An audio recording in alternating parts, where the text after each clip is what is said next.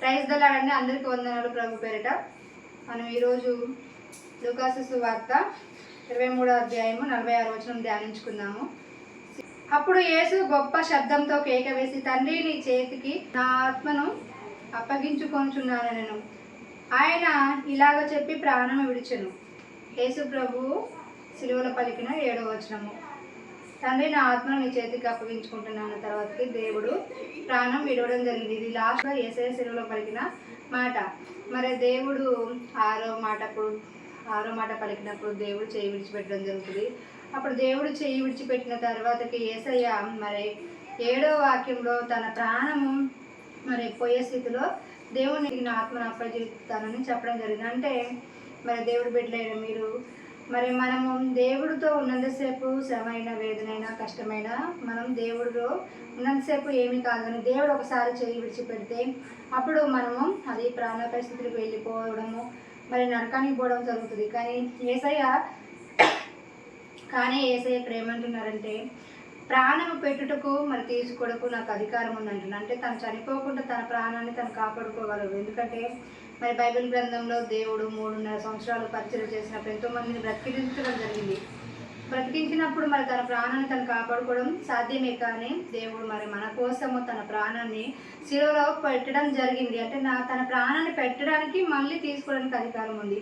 అలాగే దేవుడి బిడ్డలైన మనం కూడా దేవుడిని మన అంటుకట్ట ఉన్నప్పుడు మరణం వరకు, అంటే మన దేవుడు ఇచ్చిన దీర్ఘాయుష్ను సంపూర్తి అయినంత వరకు మన ఆత్మని మన దేవుడు అంటుకట్టబడి ఉండాలి. చివరి క్షణములప్పుడు మన ఆత్మ దేవుడు పెట్టిన దీపం కాబట్టి దేవుడికి అప్పచెప్పేంత వరకు మన బాధ్యతగా ఉంటుంది. దేవుడు మరి మీ జీవితంలో ఇప్పుడున్న మీ శ్రమల గుండా మరి ఇప్పుడు మీరు ఏదైనా శ్రమ గుండా వెళ్తున్నా, మరణ పరిస్థితి గుండా వెళ్తున్నా, అర్థం కాని సమస్యల గుండా వెళ్తున్నా, వ్యాధి బాధల చేత కొట్టబడుతున్నా, గాలి తుఫాను చేత విడవబడుతున్నా కూడా మరి అనుకోవచ్చు, మీ ఆత్మ మా పరిస్థితులు మా స్వాధీనం లేవు, మరి మా ఆత్మ మా స్వాధీనంలో లేదు, మరి మరణం అనేది పొంచి ఉన్నదని మీరు అనుకోవచ్చు. అప్పుడు దేవుడు బిడ్డ మీరు మరి నిన్ను నన్ను సృజించిన దేవుడైన సృష్టికర్త యేసయ్య కాబట్టి యేసయ్యను మీరు వేడుకుంటే, ఆయనను మీరు పిలిస్తే మరి ఆయనను మీరు వెతికితే దొరికే దేవుడు.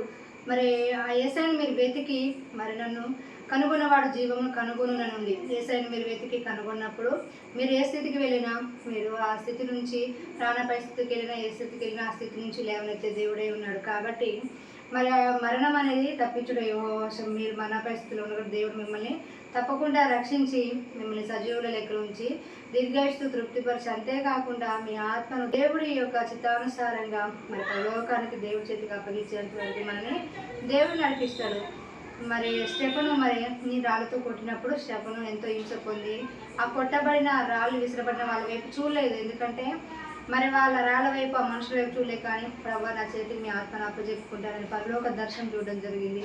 మన జీవితంలో కూడా ఇలాంటి మునిగిపోయే సమస్యలు వచ్చినా, రాళ్లతో కట్టబడి స్థితి వచ్చినా కూడా మనము మనుషుల వైపు, లోకం వైపు కాకుండా దేవుడి వైపు చూడడం అనేది మనకి ఎంతో ముఖ్యమైన విషయం. అంతేకాకుండా మరి వాక్యం చూస్తున్న ఎవరైనా కూడా మరి దేవుడు ఇచ్చిన ఆత్మను మనం ఆత్మహత్య అనేది చేసుకోవడం కూడదు. ఎందుకంటే దేవుడు ఇచ్చిన ఆత్మ అది దేవుడు అయింది కాబట్టి ఆత్మహత్య చేసుకుంటే అది నరకానికి వెళ్ళిపోతాం. కాబట్టి ఆత్మను మనం కాపాడుకోవాలి. దేవుడి కృపలో మనం